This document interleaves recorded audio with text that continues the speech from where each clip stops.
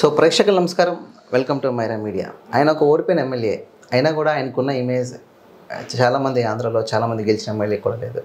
నేను తెలిసిపోయి ఉంటుంది ఆయన ఎవరో కదండి, ఉత్తర నియోజకవర్గ వైసీపీ అభ్యర్థి కేకే రాజు గారు. ఈరోజు అసలు ఏంటి 24 సంబంధించి నేను గెలిచి జగన్ గారికి గిఫ్ట్ ఇస్తానంటున్నారు. ఈరోజు ఆయనతో మాట్లాడి తెలుసుకుందాం. సార్ నమస్తే. సార్, ప్రధానంగా ఓడిపోయిన మీకుంటూ ఒక ఇమేజ్ కానివ్వండి, లేకపోతే మీకున్న క్యాటర్ కానివ్వండి, ఎలా సంపాదించగలిగారు సార్? అది చాలామంది గెలిచిన వాళ్ళు కూడా నించోబెట్టుకోవడం చాలా కష్టం. అలాంటి మీరు ఓడిపోయినా కూడా జనాల్లో ఉంటూ కూడా ఆ ఇమేజ్ ఎలా సంపాదించగలిగారు?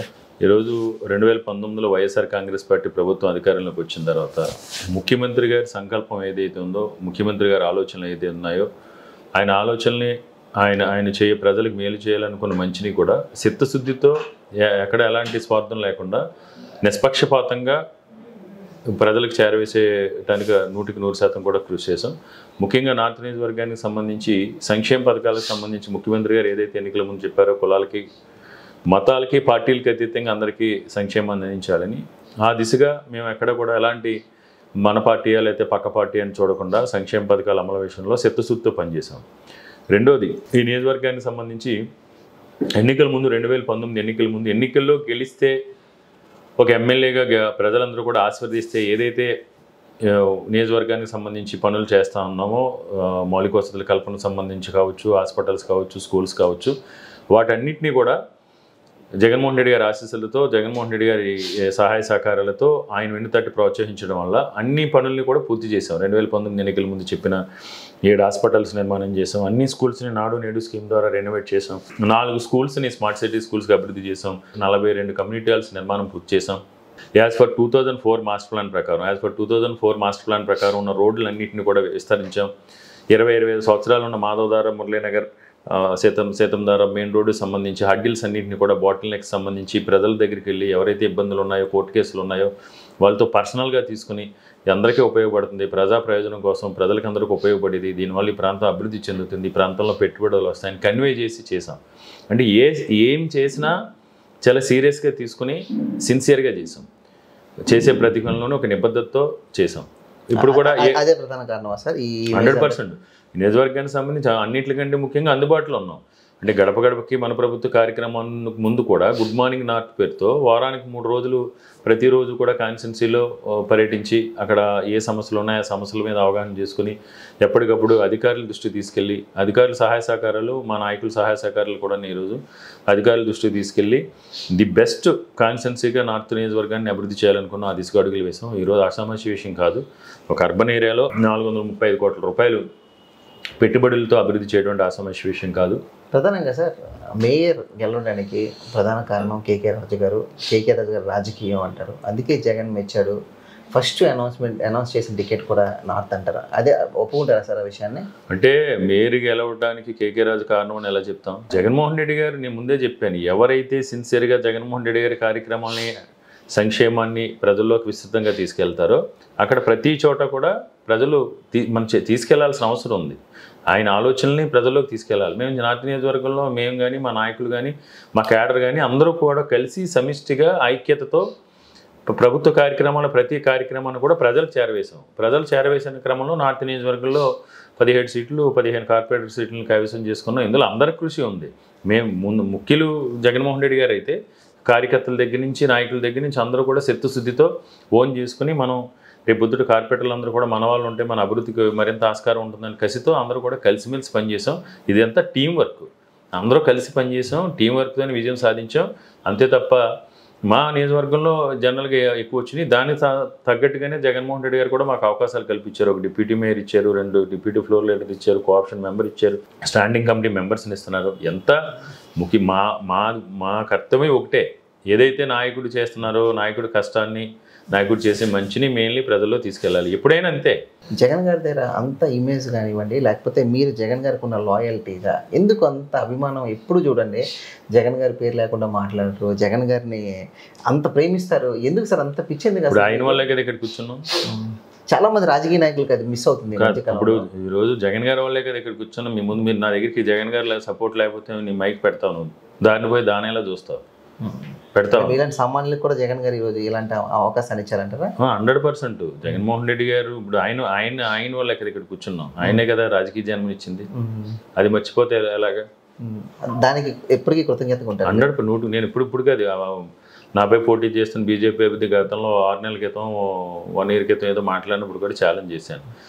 నువ్వే పార్టీ చెప్పు, నువ్వే పార్టీ నుంచి పోటీ చేస్తావో చెప్పు, నువ్వు ఏ పార్టీ నుంచి పోటీ చేస్తావో చెప్పలేని స్థితిలో నువ్వు ఉన్నావు.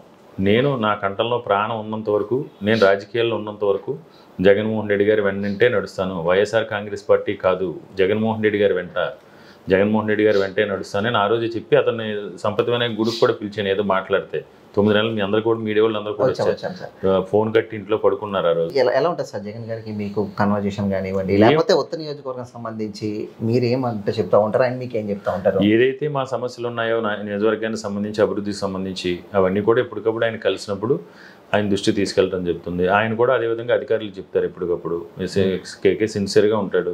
జగన్ గారు ఏమని పిలుస్తారు మిమ్మల్ని? కేకే అని పిలుస్తారు. కేకే అని పిలుస్తారా? కేకే అని పిలుస్తారు. మీరేమని పిలుస్తారు? అన్న అంటారా సార్? సార్ సార్ అనే అంటారు. నాకు సార్ అంటే ఇష్టం. సార్ అంటే ఇష్టం. ఎలా ఉండదు, ఎందుకంటే ఈసారి సార్ గతం కన్నా ఈసారి భిన్నం. ఎందుకంటే ఈసారి 3 పార్టీలు కలిసి వస్తున్నాయి. గతంలో ఇండిపెండెంట్గా పోటీ చేశారు, ఆ వేవ్లో కూడా మీకు తక్కువ మెజారిటీ ఓడిపోయారు. ఈసారి కంబైన్డ్గా వస్తున్నారు సార్. ఆ ఎఫెక్ట్ మీ మీద ఉండదు అంటే? 100% కంబైన్డ్గా ఈరోజు కూటమి అవటమే వైఎస్ఆర్ కాంగ్రెస్ పార్టీకి అడ్వాంటేజ్గా ప్రజలు చర్చించుకుంటున్నారు. ఎందుకంటే ఈ కూటమి అంటే ఇది నిజంగా చెప్తున్నారు సార్, ఈ మాట మీరు కాన్ఫిడెంట్గా చెప్తున్నారా? ఈ మాట 100% 6 సంవత్సరాలుగా నాకు రాజకీయం ఎప్పటి నుంచి 2004 నుంచి రాజకీయాల పట్ల అవగాహన ఉంది. ప్రత్యక్ష రాజకీయాల్లోకి వచ్చి 6 సంవత్సరాలు అవుతుంది. 100% ఈ కూటమి అనే దాని మీద ప్రజల్లో విస్తృతమైన చర్చ జరుగుతుంది. ఎందుకంటే ఆంధ్రప్రదేశ్ రాష్ట్రానికి తీరని ద్రోహం, అన్యాయం చేసిన కూటమి ఎన్డీఏ కూటమి. ఎందుకంటే 2014 ఎన్నికల్లో ఇదే కూటమి ఈ ముగ్గురు కలిసి అప్పుడు పోటీ చేసి, ముఖ్యంగా ఉత్తరాంధ్ర ప్రాంతానికి అన్ని రకాలుగా కూడా మేము అభివృద్ధి చేస్తామని చెప్పి ఎన్నికల్లో గెలిచిన తర్వాత అమరావతి పేరుతో ఉత్తరాంధ్ర ప్రాంతానికి తీరని ద్రోహం చేసింది ఈ కూటమి. ఈ కూటమికి 2014లో 2019లో చేసిన ద్రోహానికి సరైన మూల్యం చెల్లించే విధంగా ప్రజలందరూ కూడా చెంపపెట్టులా ఉండే తీర్పు ఇవ్వబోతున్నారు. వాళ్ళు ఏదో లెక్కలు వేసుకుంటారు, అప్పుడు మాకు ఇన్ని ఓట్లు వచ్చినాయి, ఇప్పుడు ఇన్ని ఓట్లు వచ్చినాయి, 3 కలిస్తే ఎలాగవుద్ది? ఆ ఈక్వేషన్స్ అన్నీ కుదరవు కదా. పాలు నీళ్లు కలిస్తే పర్వాలేదు, కానీ పాలు నీళ్లు ఆయిల్ కలిస్తే ఏమవుద్ది? ఎరిగిపోద్ది. ఇది కూడా ఇప్పుడు కూడా పరిస్థితి కూడా అంతేనా? కూటమి పాలు నీళ్లు ఆయిల్ లాంటిది. ఓకే, అలా అన్నారు. అందులో మేము టీ పొడి మంచి కాఫీ ఇస్తామన్నారు అందరికి. అంత అయితే ప్రజల్లో అది లేదు కదా. ఎందుకంటే ముఖ్యంగా ఉత్తరాంధ్ర ప్రాంతానికి చంద్రబాబు నాయుడు గారు చేసిన అన్యాయం, ద్రోహం అంతా ఇంత కాదు. 95 నుంచి 2004 వరకు కూడా హైదరాబాద్ అన్నారు. రాజశేఖర రెడ్డి గారు వచ్చారు, ఇక్కడ ఏదైనా పెట్టుబడులు వచ్చినాయి అంటే ఎవరు వాళ్ళు ఏం చేసామని చెప్పానండి ఉత్తరాంధ్ర ప్రాంతానికి? రాజశేఖర రెడ్డి గారు అచ్యుతాపురం సెజ్ తీసుకొచ్చారు, వీకేపీ సిపిఆర్ తీసుకొచ్చారు, హెల్త్ సిటీ తీసుకొచ్చారు, బీఆర్టీ తీసుకొచ్చారు, అప్పుడు సచివ్ టెక్ మహేంద్ర తీసుకొచ్చారు, విప్రో తీసుకొచ్చారు, రుషికొండ ఐటీసెస్ నోటిఫై చేశారు. రుషికొండ ఐటీసెస్ ఎవరు నోటిఫై చేశారు తెలుసా? చంద్రబాబు గారు. అడగండి వాళ్ళు అంటే చెప్పనండి. అంటే చంద్రబాబు నాయుడు చెప్తాడు సెల్ ఫోన్ నేనే కనిపెట్టాను అన్నాడు. మరి దానికి అలా చెప్పుకుంటే ఏం చెప్పలేం. ఎవరికో సెల్ ఫోన్ నేనే కనిపెట్టానంటాడు, కారు కూడా నేనే కనిపెట్టానంటాడు, ఫ్యాను నేనే కనిపెట్టానంటాడు, కరెంటు నేనే కనిపెట్టానంటాడు ఆయన. అలా ఏం చెప్పలేం కదా. ఫార్మసీస్ ఎవరు డెవలప్ చేశారు? ఫార్మసీస్ నోటిఫై చేసింది తెలుగుదేశం గవర్నమెంట్లో. కానీ అంత చేస్తే మరి వైజాగ్ సిటీ ఎందుకు సార్ మీరు గతంలో? అదే వైజాగ్ సిటీలో 2004లో రాజశేఖర రెడ్డి గారు వచ్చిన తర్వాత అభివృద్ధి చేశారు. 2009లో కూడా వైజాగ్ సిటీలో మెరుగైన ఫలితాలు ఇచ్చారు. మీరు చూసుకుంటే వైజాగ్లో 4-19 కూడా మంచి ఫలితాలు ఇచ్చారు వైజాగ్ సంబంధించి. 2004లో రాష్ట్రం కొత్తగా ఏర్పడింది. అప్పుడు చిన్న కన్ఫ్యూజన్లో చంద్రబాబు నాయుడు 14లో కలబొల్లి మాటలు చెప్పి 3 కూటమి కలిసి కేంద్రంలో బీజేపీ అధికారంలో వస్తుంది, మోడీ గారు అధికారంలోకి వస్తాడు, కేంద్ర ప్రభుత్వ సంస్థలన్నీ కూడా ఇక్కడ ఉన్న మేలు జరుగుతుంది అని ఒక ఆలోచనల్ని అప్పుడు కూడా వైఎస్ఆర్ కాంగ్రెస్ పార్టీ ఓవరాల్గా 5,15,000 ఓట్లతోనే రాష్ట్ర వ్యాప్తంగా అధికారం కోల్పోయింది. 67 సీట్లు వచ్చినప్పుడు కూడా మేము 5,15,000 ఓట్లతోనే 14లో డిపీట్ అవడం జరిగింది. ఓవరాల్గా చూసుకుంటే 1.2% ఓట్ షేర్తో. ఈరోజు పరిస్థితులు విశాఖపట్నం జిల్లాలో వైఎస్ఆర్ కాంగ్రెస్ పార్టీకి అన్ని రకాలుగా అనుకూలంగా ఉన్నాయి. ఈరోజు సిటీలో ఎక్కడ చూసినా సరే జగన్మోహన్ రెడ్డి గారు చేసి చూపించారు కాబట్టి 100% 100% కూడా ఈరోజు వైఎస్ఆర్ కాంగ్రెస్ పార్టీ కంచుకోటగా విశాఖపట్నం జిల్లా మారిపోతాం. సార్, నేను మీ మీద పబ్లిక్ బైట్స్ తీసుకున్నప్పుడు కానీ, పబ్లిక్ రెస్పాన్స్ తీసుకున్నప్పుడు కానీ అందరూ కూడా కేకే రాజు మంచోడు, చాలా కష్టపడతాడు, నిత్యం ప్రజల్లో ఉంటాడు, ఇదే కోవిడ్ టైంలో ఆయనకు 4 సార్లు కోవిడ్ వచ్చినా మాకు మాత్రం అన్ని రకాలుగా బాగా చూసుకున్నారు అనేది మీ మీద ఒక ముద్ర పడ్డది సార్. ఈ కోవిడ్ టైంలో ఏం చేస్తారు అసలు? జనాలు అందరూ మర్చిపోలేకపోతున్నారు మిమ్మల్ని. కోవిడ్ టైంలో ఏం చేస్తాం? సర్వీస్ చేస్తాం, మన బాధ్యత. రాజకీయాల్లో ఉన్నాం, ఓడిపోయిన కదా, ఎందుకని మీకు లేదా సార్ అది? రాజకీయాల్లోకి వచ్చిన తర్వాత అన్ని సహజం. మనం ఒకటే రెండు నిర్ణయించుకోవాలి. ఎక్కడైనా ఏం చేసినా సిన్సియర్గా చేయటం మాకు అలవాటు. ఏం చేసినా సో ప్రజాసేవలు ఉన్నాం, ప్రభుత్వ సహాయ సహకారాలు ఉన్నాయి.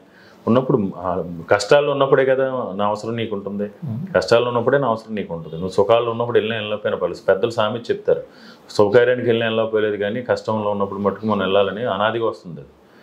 అది ఇప్పుడు సౌకర్యానికి పిలిస్తే వెళ్ళాలి, కష్టాల కన్నోడు తెలిస్తే వెళ్ళాలి, గాలికి తెలిసినా సరే వెళ్ళాలనేది సామెత. ఎక్కడికి వెళ్ళినా ఆ సాంప్రదాయం. అదే కష్టాల్లో ఉన్నప్పుడు మనం సేవ చేస్తేనే గుర్తింపు ఉంటుంది. 4 సార్లు కోవిడ్ వచ్చింది, మరి ఫ్యామిలీ ఏమనలేదా సార్? ఎందుకు మీకు మనకి వస్తూ ఉంటాయి అన్నీ వెళ్తుంటే ఫ్యామిలీ సపోర్ట్ ఉంటుంది 100%. వాళ్ళు కూడా హ్యాపీగా ఉంటారు కదా. నలుగురికి సేవ చేసి ఎవరైనా ఏం కోరుకుంటారు? మన వల్ల నలుగురికి మేలు జరగాలని కోరుకుంటారు, ఇంకొకటి పాడైపోవాలని ఎవరో కోరుకోరు సార్. ఎందుకు సార్ మీరు అందరూ ఒక్కొక్కసారి గడప చేస్తే మీరు 3 సార్లు చేస్తున్నారు? అంటే 3 సార్లు ఏం చేయలేదు. గడప కార్యక్రమం ఒకసారి కంప్లీట్ అయింది, కొన్ని చోట్ల 2 సార్లు చేసాం. అవును. గుడ్ మార్నింగ్ నార్త్లో భాగంగా ఫస్ట్ నుంచి తిరుగుతున్నాం కాబట్టి ర్యాలీలు అవ్వచ్చు, కార్యక్రమాలు అవ్వచ్చు. అంటే ఏదైనా నాకు శంకుస్థాపన చేసినప్పుడు కూడా అలవాటు ఏంటంటే ఏదో కార్లకి తిరగటం కాకుండా ఒక వార్డులో జనరల్గా ఏం చేస్తారంటే ఒక వార్డు శంకుస్థాపన అంటే అన్ని తీసుకొచ్చి ఒక చోట కొడతారు. అలా కాకుండా 4-5 చోట్ల ఉంటే ఒక చోట 4 చోట్ల పెట్టుకుంటే ప్రజలతో కూడా ఇంకేదైనా సమస్యలు ఉన్నాయి తెలుస్తాయని ఉద్దేశంతో తెలిసాం. అలా అందరితోని కూడా రాజకీయంగా కూడా ఏమనుకుంటాం, అందరికీ నా గురించి తెలియాలి, అందరి గురించి నాకు తెలియాలనే కదా కోరుకుంటాం. రాజకీయంగా 100% మన గురించి అందరికీ తెలియాలి, ప్రజలకు ఏ సమస్యలు ఉన్నాయి మనకు తెలియనప్పుడు కింద నడవాలి. గాల్లో తేలితే గాల్లో విహరిస్తే తెలియదు కదా. అంత రాజకీయ ఉద్దండుడైన గంటా శ్రీనివాసరావు నైతికంగా విజయం ఆయన సాధించారు, కానీ ఆయన మీద మాత్రం నైతికంగా విజయం సాధించలేదు, అనైతికంగా చేశారా? టెక్నికల్ గా ఆయన విజయం సాధించారు. నైతిక విజయం వైఎస్ఆర్ కాంగ్రెస్ పార్టీదే చేశారు కదా. కానీ ఆయన్ని మీరు ఓవర్కమ్ చేస్తూ కూడా ఆయన ప్రజలకు అందుబాటులో లేకుండా మీరు 5 సంవత్సరాలు కూడా ఎమ్మెల్యేగా, అంటే చాలా మందికి ఇది ఉత్తరం తెలియదు, కేకరాజు కాన్స్టిట్యున్సీ అంటున్నారు సార్, అంత ఇంపాక్ట్ పేరు తెచ్చుకోగలిగేది. ఇవన్నీ చూస్తున్నప్పుడు ఏమనిపిస్తుంటుంది మీకు? అంటే ఎవరైనా మనం ఏ పని చెప్పినా దేవుడు మనకు ఒక అవకాశం ఇచ్చాడు, పార్టీ అధికారం ఇచ్చింది, జగన్మోహన్ రెడ్డి గారు అవకాశం ఇచ్చారు. ఇచ్చినప్పుడు ఇచ్చిన అవకాశాలు అన్ని వేళలు రావు. అవకాశం వచ్చినప్పుడే మనం సద్వినియోగం చేసుకోవాలి. సో అవకాశం ఉన్నప్పుడు సిన్సియర్గా పబ్లిక్లో సర్వీస్ చేసాం, ఎలాంటి లాభాపేక్ష లేకుండా చేసాం, నిస్వార్థంగా చేసాం. అన్నిటికంటే ముఖ్యంగా మాకు దగ్గర ఏంటంటే క్యాడర్ కూడా మంచి క్యాడర్, నార్త్ నియోజకవర్గంలో క్యాడరు, నాయకులు, మంచి నాయకత్వం ఉంది. నాతో పాటు చాలామంది సీనియర్ నాయకులు ఉన్నారు. అవును, అందరూ కూడా పూర్తిగా సహాయ సహకారాలు అందించారు. అందరూ కలిసి సమిష్టిగా. సార్ యూత్ బలం ఎక్కువ అంటారు మీకు, నిజమా? అంటే యూత్ బలం అనేవాడికి ఈ ప్రాంతంలో నిరుద్యోగ సమస్య ఉంది, దానికి కారణం చంద్రబాబు నాయుడు. 100% 95 నుంచి 2004 వరకు అమరావతి. నేను లాజికల్గానే చెప్తున్నాను. ఒక్కసారి ఆలోచిస్తే 95 నుంచి 2004 దాకా మీరు హైదరాబాద్ అన్నారు. 2014 నుంచి 2019 వరకు అమరావతి అన్నారు. ఈ ప్రాంతంలో పెట్టుబడులు రాకపోవడానికి పెట్టుబడులు అడ్డుకున్న చంద్రబాబు నాయుడు కదా. ఆయన అన్నమాట చెప్తాను. మీరు 95 నుంచి 2004 వరకు హైదరాబాద్ నేనే నిర్మించాను, భాగ్యనగరాన్ని నిర్మించింది నేను, గోల్కొండ కోటను కట్టింది నేననే కదా చెప్తున్నారు మీరు. కులి కుత్బుషా కాదు, గోల్కొండ కోట నిర్మాణం చేసింది కూడా నేనే అని కూడా మీరు చెప్తున్నారు కదా. అంటే దాని అర్థం ఏంటి? ప్రధానంగా ఇనార్బిట్ మాల్ వస్తుంది సార్ మనకి. అది నిజం చెప్పాలంటే చాలా కాన్స్టిట్యున్సీలు ట్రై చేస్తే కేకే రాజు గారు బలవంతం బట్టి ఇక్కడ తీసుకొచ్చారంట, నిజమా సార్? అది ఇనార్బిట్ మాల్ వాళ్ళు జగన్మోహన్ రెడ్డి గారు దయ వల్ల వచ్చింది, జగన్మోహన్ రెడ్డి గారి కృషి అదంతా కూడా.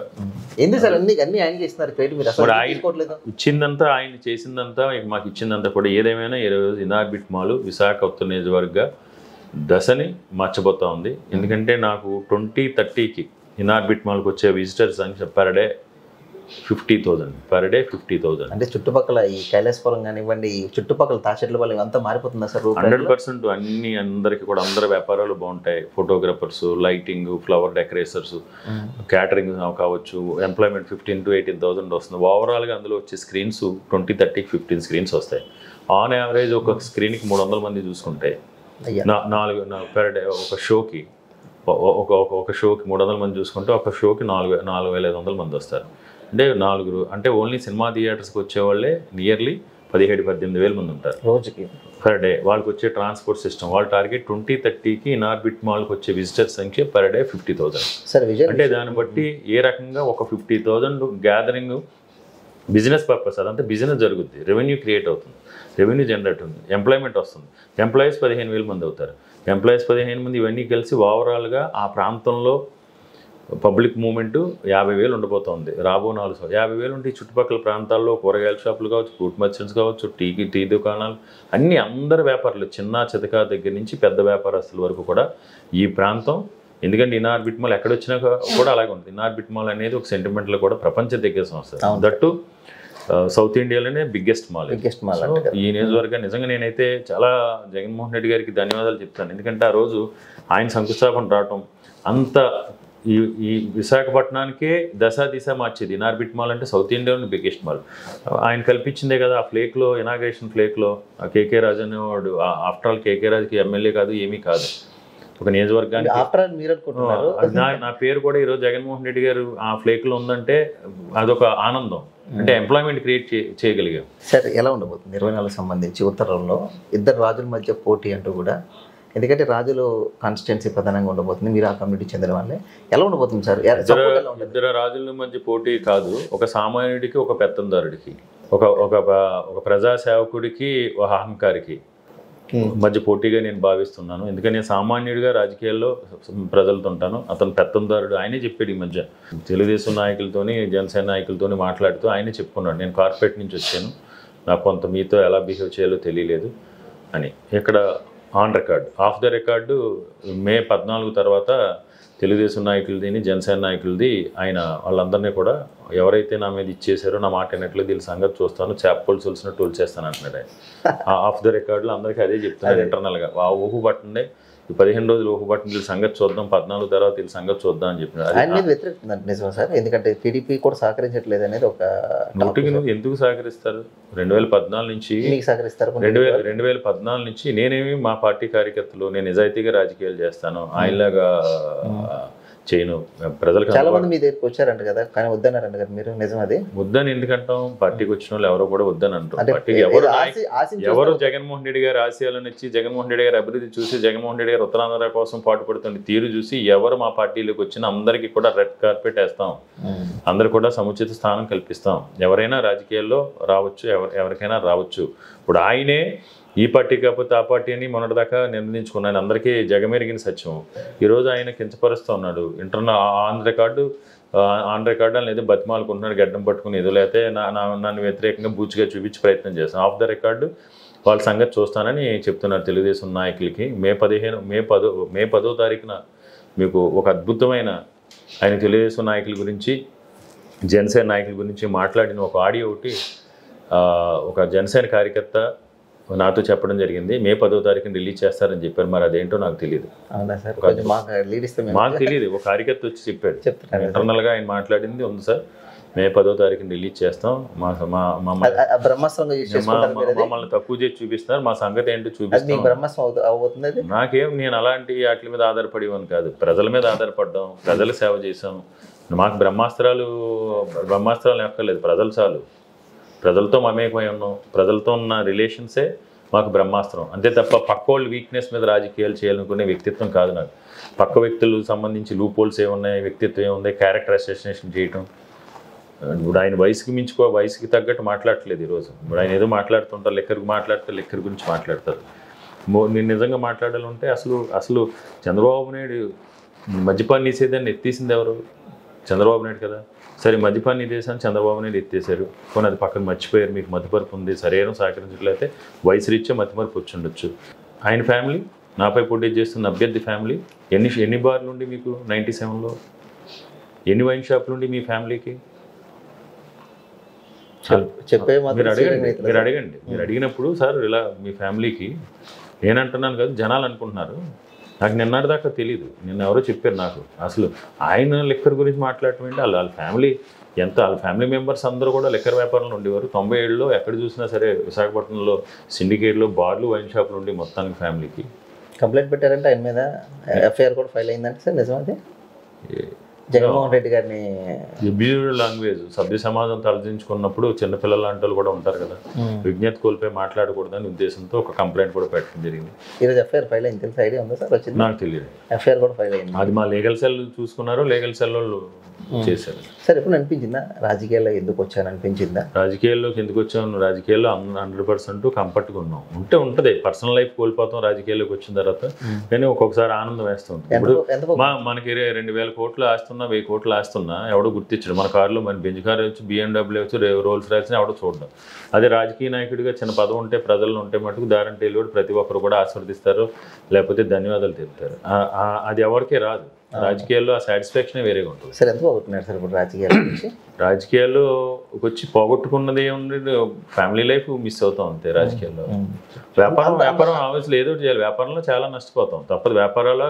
వ్యాపారం చేయాలి, రెండు చేయాలంటే ఇప్పుడున్న రాజకీయాలు సాధ్యపడదు. మా నియోజకవర్గం లాంటి చోట అసలు సాధ్యపడదు, పెద్ద కాన్సెన్సీ. రేపు అన్న రోజు మీలాంటి వ్యాపారస్తులు కొంతమంది, అంటే మీరు ఎక్కువ ఫోకస్ మొత్తం కూడా రాజకీయాలు అయిపోతుంది. రేపు ఆల్టర్నేటివ్ గవర్నమెంట్ వస్తే మిమ్మల్ని ఇబ్బంది పెట్టరా సార్? వాళ్ళు భయం ఉండదా సార్ మీకు? నాకు ఎలాంటి లూపోల్స్ లేవు, ఎవరేమన్నా పీక్కోవచ్చు. కేకే రాజన్ స్ట్రైట్ ఫార్వర్డా? నాకు ఎలాంటి లూపోల్స్ లేవు. ఇప్పుడు కూడా తిడుతున్నాను. నాకు ఆ భయం ఉంటే అంటే ఫస్ట్ ఆఫ్ ఆల్ నువ్వు అన్న దాంట్లో అసలు రేపు అధికారంలోకి రాకపోయేది 100% వైఎస్ఆర్ కాంగ్రెస్ పార్టీ ప్రభుత్వం. జగన్మోహన్ రెడ్డి గారు రెండోసారి విశాఖపట్నంలో పరిపాలనా రాజధానిలో ముఖ్యమంత్రిగా ప్రమాణ స్వీకారం చేయబోతున్నారు. ఆయనతో పాటు ఎమ్మెల్యేగా మీరు కూడా చేయబోతున్నారు. 100% ప్రజల ఆశీస్సులు నిండుగా ఉన్నాయి. ప్రజలు సంతృప్తికరంగా ఉంది. ప్రచారంలో కూడా ఇంత అగ్రెసివ్గా చేయగలుగుతున్నాం అంటే ప్రజల దగ్గర స్పందన ఉంది కాబట్టి ఇంత అగ్రెసివ్గా ప్రచారం కూడా చేయగలుగుతున్నాం. 100% అధికారంలో ఆకపోయేది వైఎస్ఆర్ కాంగ్రెస్ పార్టీ. రెండోది, వాళ్ళు బెదిరింపులకి లేదా తాటేక చెప్పులకి భయపడాల్సిన అవసరం అయితే నాకు లేదు. భయపడే అంశాలు కూడా నా దగ్గర ఏమీ లేదు. నా బిజినెస్ ఏంటో అంతా కూడా చాలా చక్కగా ఉంటుంది. రెండోది, నా ప్రత్యర్థి ఆరోపిస్తున్నట్టు నాకు మొన్న కూడా చెప్పాను, విశాఖ ఉత్తర నియోజకవర్గంలో 1 సెంటు భూమి కూడా నాకు లేదు. నా ఫ్లాట్ 2 ఫ్లాట్స్ తప్ప, సిపిటి కాలనీలో 1 ఫ్లాట్, నేను ఉన్న ఫ్లాట్ తప్ప విశాఖ ఉత్తర నియోజకవర్గంలో నాకు సెంటు భూమి కూడా లేదు. విశాఖ ఉత్తర నియోజకవర్గంలో ఉన్న 17 వార్డులో ఎక్కడ ఇప్పటి వరకు వ్యాపారం చేయడం కానీ ఇప్పటి వరకు ప్రస్తుతానికైతే ఎలాంటి వ్యాపారం చేయలేదు. ప్రత్యర్థికి సంబంధించిన ఆరోపణల గురించి పట్టించుకోవాల్సిన అవసరం లేదు. రకరకాలు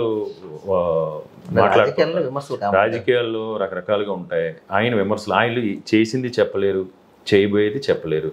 అంటే చంద్రబాబు నాయుడు చేసింది ఏమీ లేదు. ఆయన ఆధ్వర్యంలో చెప్పిన నాకు ఎలాంటి రిలేషన్ లేదు. ఆయన ఆధ్వర్యంలో చంద్రబాబు నాయుడు ఆధ్వర్యంలో ఏమీ చేయలేకపోయారు. చంద్రబాబు నాయుడు చెప్పింది ఏది కూడా చేయడు, కాబట్టి చేయబోయేది కూడా చెప్పలేని పరిస్థితులు ఉన్నారు.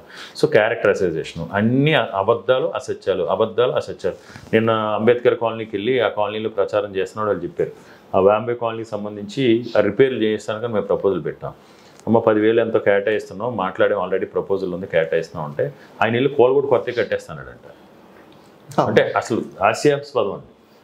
ఆ బాంబే కాలనీ అంటే నేను కోల్గొట్టు కొత్త కట్టేస్తాడంట. అసలు పాలసీ లేదు. అంటే ఎంత అబద్ధాలు అసత్యాలంటే అన్ని నోటికిప్తే అబద్ధాలు అసత్యాలే. ఆయన మాట్లాడేవన్నీ అబద్ధాలు అసత్యాలే. సార్ మీరు రాజకీయ ఎంట్రీతోటే 1 గంట శ్రీనివాసరావు కనుమరుగు చేసేసారు. విష్ణుకుమార్ లాంటి ఒక ఎమ్మెల్యేని కూడా చేసేసారు కదా, అనిపిస్తుంటుందా సార్ నేను ఏదో సాధించానని? మేము ఎవరిని కనుమరుగు చేసేయాలి, ఎవరిని అణచివేయాలి, ఎవరిని కూడా క్యారెక్టరైజేషన్ చేయాలనుకునే వ్యక్తిత్వం నాది కాదు. నేను ప్రజాసేవ చేయడం కోసం జగన్మోహన్ రెడ్డి గారి ఆశీస్సులతో రాజకీయాల్లోకి వచ్చాను. నాది పాజిటివ్ ఓటుతోనే వెళ్తున్నాను. కేకే రాజు అనేవాడు మీకు అందుబాటులో ఉంటాడు అనిపిస్తే, కేకే రాజు సేవలు మీకు నచ్చితే, కేకే రాజు మీకు మీ సమస్యలకు స్పందించాడని ఉంటే, రేపు పొద్దుడు కేకే రాజు మనకు అందుబాటులో ఉంటాడు అని ఫీలింగ్ మీకు ఉంటే నాకు ఓటేయమని అడుగుతున్నాను. జగన్ గారు అంతే. మంచి జరిగితేనే ఓటేయమని. మంచిది. ఈరోజు ప్రజలందరూ కూడా నువ్వు గెలుస్తావు, మీకు గెలిపిస్తున్నావు, భారీ మెజార్టీతో గెలుస్తావు. ఎక్కడికి వెళ్ళినా ఈరోజు అదే స్పందన ఉంది.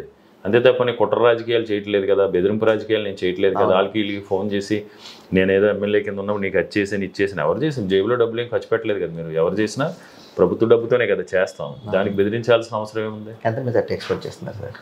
100% ఏకపక్షంగా విశాఖ నియోజకవర్గంలో తీర్పు అనేది ఏకపక్షంగా ఉండబోతా ఉంది. మొత్తం క్యాడర్ మొత్తాన్ని కలుపుకుని వెళ్ళే మా క్యాడర్ అయితే సైనికుల్లో పనిచేస్తున్నారు. ఎక్కడికక్కడ స్ప్లిట్ అయ్యి గ్రౌండ్ లెవెల్లో పనిచేస్తున్నారు అంతా. ఎవరి పనులు వాళ్ళు చేసుకుంటున్నారు. ఏకపక్షంగా నిర్ణయం ఉండబోతోంది. Okay, thank you sir. ఏదైతే అనుకున్నారో అది తప్పకుండా మరి విశాఖ ఉత్తర నియోజకవర్గ శాసనసభ అభ్యర్థిగా పోటీ చేస్తున్న నాకు మీ అతి అమూల్యమైన అతి పవిత్రమైన ఓటు ముద్రను సీలింగ్ ఫ్యాన్ గుర్తుపై వేసి శాసనసభ అభ్యర్థిగా గెలిపించాలని, అదే విశాఖపట్నం పార్లమెంట్ అభ్యర్థిగా పోటీ చేస్తున్న డాక్టర్ బొత్స ఝాన్సీ లక్ష్మి గారు కూడా మీ అతి అమూల్యమైన అతి పవిత్రమైన ఓటు ముద్రను సీలింగ్ ఫ్యాన్ గుర్తుపై వేసి పార్లమెంట్కి పంపించాలని విజ్ఞప్తి చేస్తున్నాను.